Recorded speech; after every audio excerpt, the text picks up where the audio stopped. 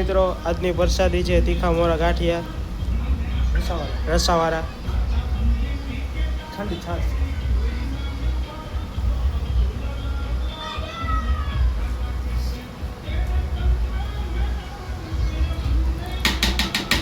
બીજા અંદર બત્તીમાં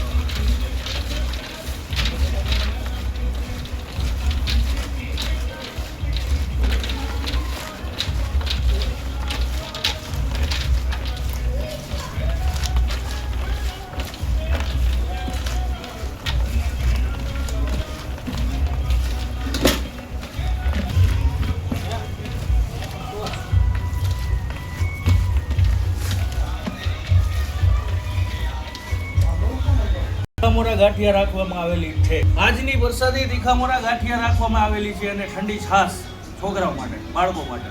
જય શ્રી રામ।